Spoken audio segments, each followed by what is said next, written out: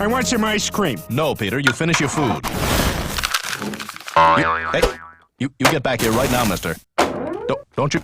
Get down from that chair or you're in big trouble. You put that ice cream back right now.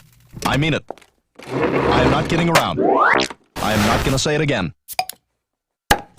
If you put that ice cream in your mouth, you're gonna be in big trouble, young man.